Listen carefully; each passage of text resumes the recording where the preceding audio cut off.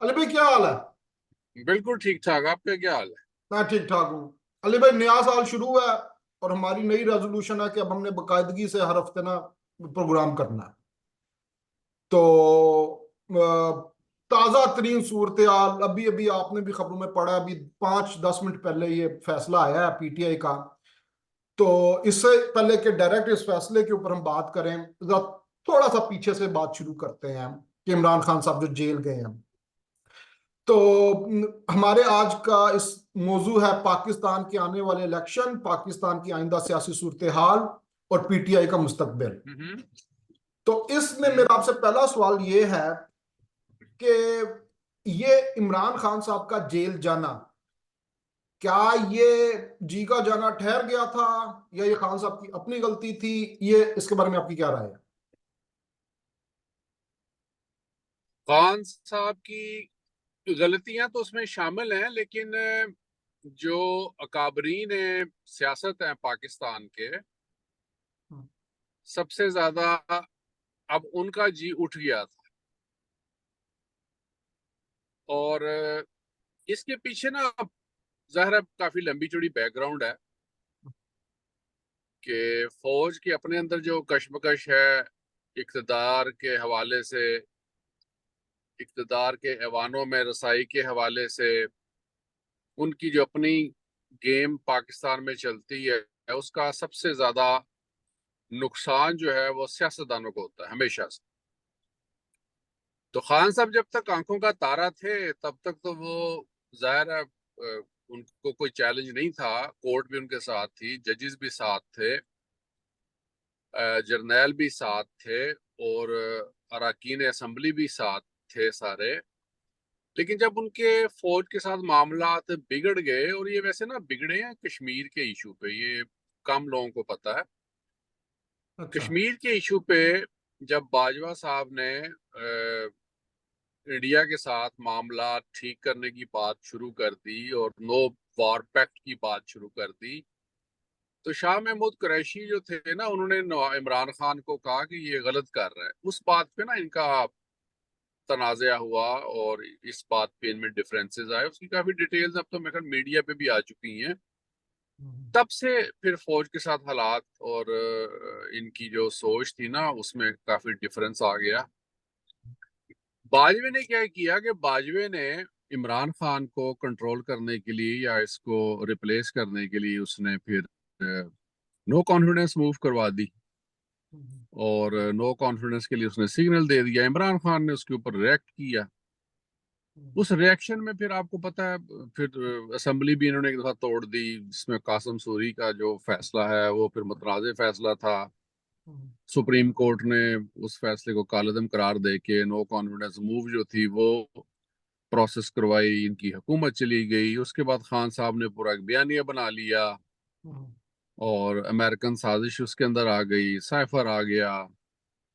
उसी दौरान फिर अपोजिशन पार्टियां जो थी, पीडीएम, उनका इत्तेहाद होता है।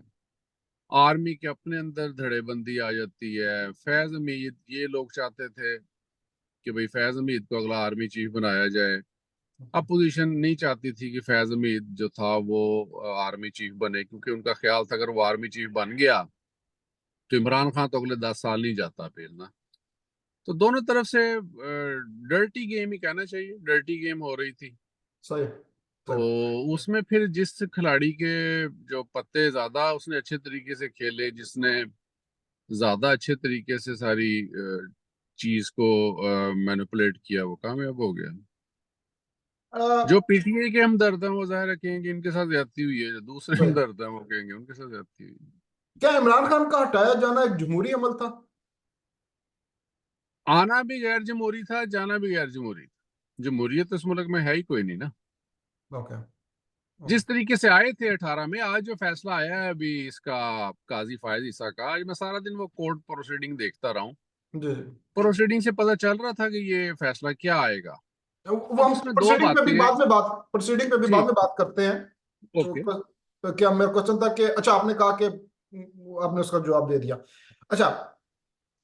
अ, इम, इमरान खान साहब ने जो पीटीआई के इलेक्शन करवाए हैं, जो हम्म जिसके ऊपर हम्म सारा तनाज़ा खड़ा हुआ है, हम्म। उनके बारे में आपका क्या ख्याल है? जो पार्टी इलेक्शन हुए हैं इनकी पीटीआई की जमात के अंदर।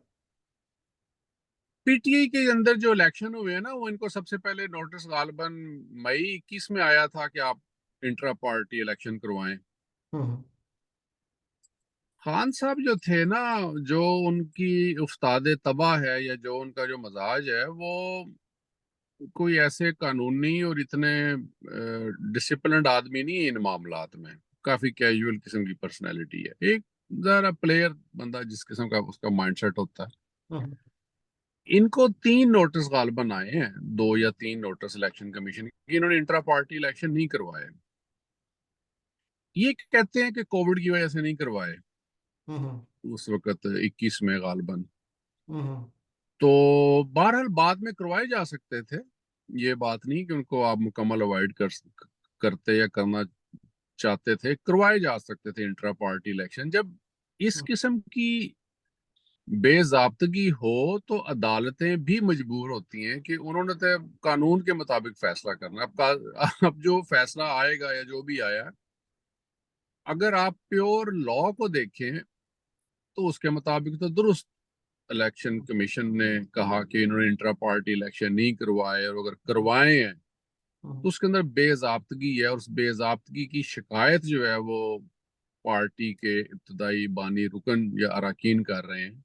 सही। तो उस हवाले से तो इनकी साइड कमजोर थी पीटीआई की। अच्छा, ये सुप्रीम कोर्ट के फैसले के ऊपर आते हैं। ये ग्रुप के अंदर हम्म आपने जो कमेंट पोस्ट किया ना, मैं वो कमेंट पढ़ता हूँ। काजी के आज के फैसले को मैंने सारा दिन देखा है। आज के हम्म फैसले से इलेक्शन अब शफाफ नहीं रहे।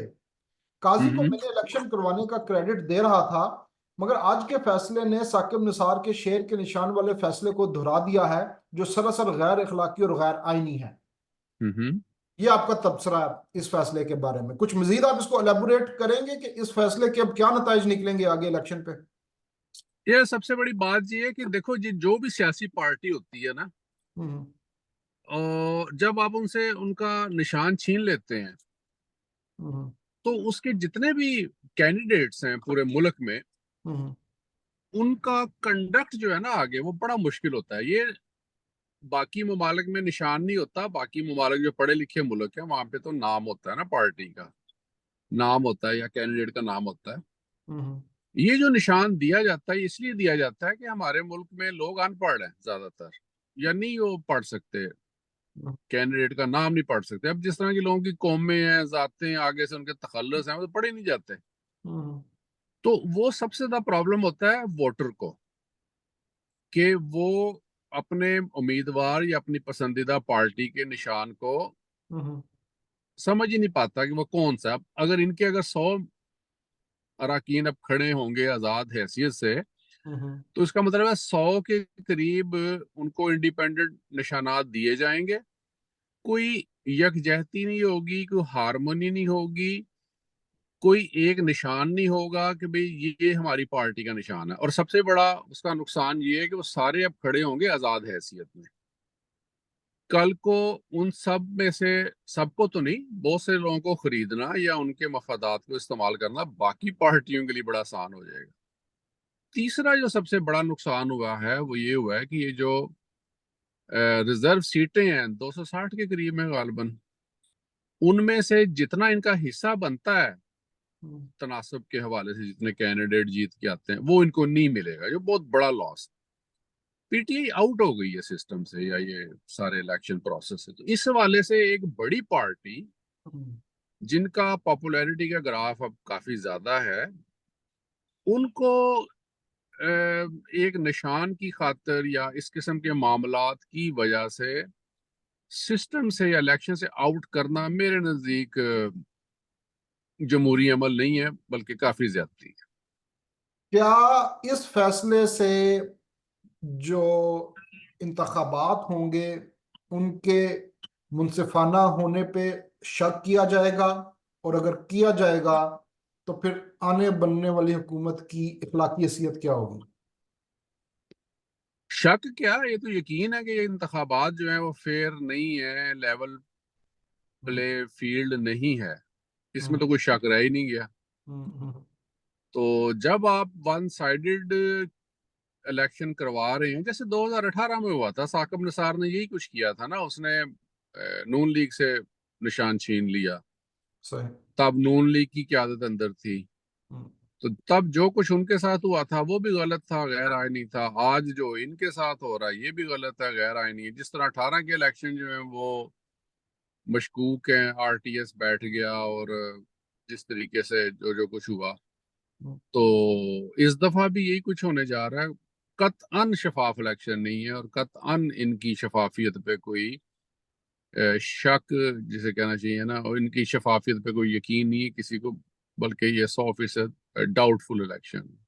अच्छा भाई, जिमनी सवाल है, जरा थोड़ा सा पीछे जाते हैं। पीटीआई का दावा था कि उनके दौरे हुकूमत में 6% ग्रोथ हुई है। आप मानते हैं इस बात को? देखो, 6% ग्रोथ रेट आप क्लेम तो कर सकते हैं, लेकिन जब 6% ग्रोथ रेट होती है तो मुल्क में कोई बेरोजगार नहीं मिलता, हम्म। और मुल्क की जो इक्तिसादी हालत है वो बताती है कि यहाँ पे ग्रोथ हो रही है। जबकि पीटीआई के दौरे हुकूमत में इनको कोविड का भी सामना करना पड़ा है, और काफी चैलेंजेस थे। इसलिए मेरे नजदीक तो ये कोई रियलिस्टिक फिगर नहीं है। इन्होंने जो कर्जा लिया है बाहर से, जो पैसा लिया है 10,000 अरब से ज्यादा जो कर्जा लिया गया पीटीआई के जमाने में, तो हमारे मुल्कों में ना ये जो लोन आता है बाहर से, इसको भी जीडीपी में ऐड कर दिया जाता है। तो एक तो ये वजह है। दूसरी वजह, एक टेम्परेरीली यहाँ पे थोड़ा सा इंडस्ट्री को बूम इसलिए आया था कि कोविड की वजह से इंडिया में और बांग्लादेश में सारी टेक्सटाइल बंद हो गई थी, क्योंकि वहां पे रेगुलर इंडस्ट्री कायम है। पाकिस्तान की इंडस्ट्री बंद हो चुकी है टेक्सटाइल की। इनको फिर ऑर्डर्स मिले, क्योंकि इमरान खान ने बहरहाल ये काम अच्छा किया था कि उसने कोविड में कंप्लीट लॉकडाउन नहीं किया, इंडस्ट्री बंद नहीं की। तो उसकी वजह से भी यहाँ इनको बल्क में ऑर्डर्स मिल गए, और 1 साल 1.5 साल वो ऑर्डर्स रहे इनके पास, जिसका फायदा लोकल इंडस्ट्री को हुआ, लोगों को हुआ। लेकिन एक परमानेंट जिसे कहते हैं ना 6% ग्रोथ रेट, वो बहरहाल नहीं थी। लोग बेरोजगार थे, महंगाई बहुत ज्यादा हो गई थी, और तब्दीली सरकार के ताने लोग एक दूसरे को देते थे। मजाहिया ड्रामों में ये डायलॉग बोला जाता था। और जब इमरान खान की हुकूमत गई है, उससे पहले जितने जिमनी इलेक्शन हुए हैं, खान साहब को उसमें काफी नुकसान उठाना पड़ा, बल्कि शिकस्त होती थी। खान साहब उस जमाने में अपनी पॉपुलैरिटी के लोअर ग्राफ पे थे, और पीटीआई के जो डाई हार्ट सपोर्टर हैं वो भी जानते थे कि खान साहब की पॉपुलैरिटी कम हो चुकी है। ऊपर से बुजदार प्लस जो था, उसने काफी रोल अदा किया इनको गैर पॉपुलर करने में। तो अगर उस वक्त इलेक्शन हो जाते, इसको ना हटाया जाता है खान को, रूटीन में इलेक्शन होते, तो पीटीआई कभी भी ना जीतती।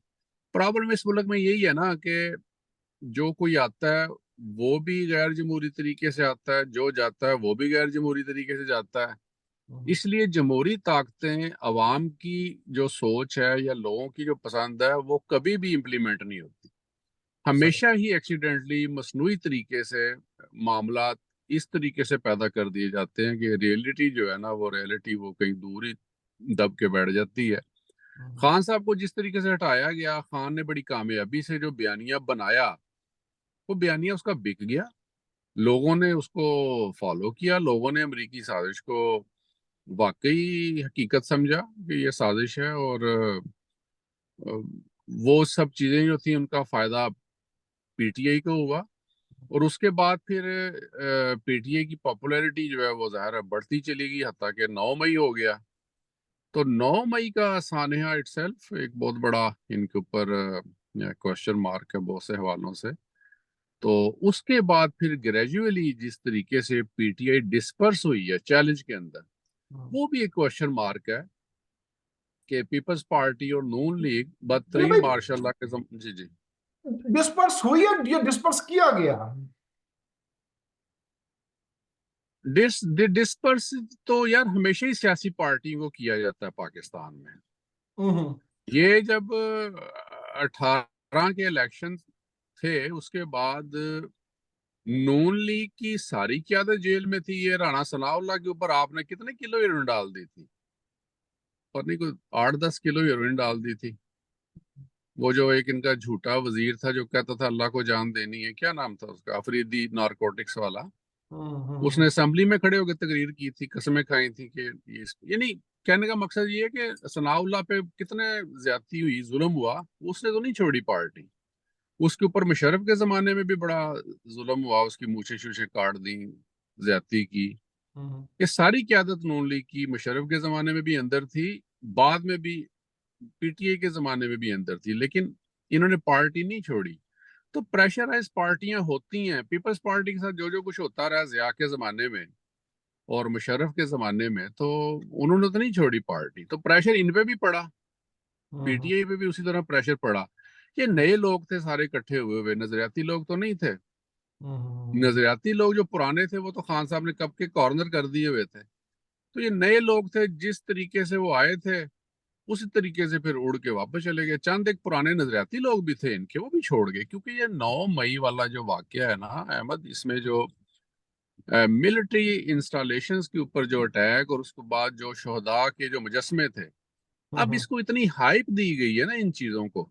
बाज दफा मामला अपनी जात में इतना बड़ा मामला नहीं होता, लेकिन जो उसको हाइप दे दी जाती है, सारे फिर मिलके उसको हाईलाइट करते हैं कि ओ हो ये तो क्यामत आ गई क्या। तो लोग प्रेशर नहीं करते बर्दाश्त। तो बहुत सारे लोग जो थे वो फिर छोड़ भी गए। फिर बहुत सी जो लीडरशिप है उनके साथ इन्होंने ज्यादती भी की, उनके घर वालों पे तशद्दुद भी किया, लोगों की घरों में घुस के टॉर्चर किया, उठा लिया गया लोगों को। तो अब उन्होंने नहीं बर्दाश्त किया, जिसके नतीजे में, जिस प्रेशर के नतीजे में फिर पार्टी जो थी वो डिस्पर्स भी होगी, काफी हद तक डिस्पर्स होगी। अभी आखिरी सवाल है, आप क्या देख रहे हैं इलेक्शन के बाद का नक्शा आपके ज़हन में क्या है? खान साहब अगर अंदर रहते हैं तो अ, अ, खामोशी से मामला चलेंगे, लेकिन कोई क्रेडिबिलिटी नहीं होगी और मसाइल का हल नहीं निकलेगा। नून लीग और पीपल्स पार्टी आपस में लड़ पड़ेंगे वसाइल की तकसीम के लिए। और अगर खान साहब बाहर आ जाते हैं किसी तरीके से, जिसके चांसेस कम है, तो वो भी आके बाहर चैन से नहीं बैठेगा, मुल्क में दोबारा अनारकी शुरू हो जाएगी। तो ये इलेक्शन जो है चूंकि क्रेडिबल नहीं है, साफ नहीं है, और इसके नतीजे में बिल्कुल किसी भी किस्म की स्टेबिलिटी नहीं आएगी, ना माशी स्टेबिलिटी आएगी, ना ही कोई सियासी स्टेबिलिटी आएगी। शुक्रिया अली भाई, आज का प्रोग्राम हम छोटा ही रखते हैं। Thank you. ओके।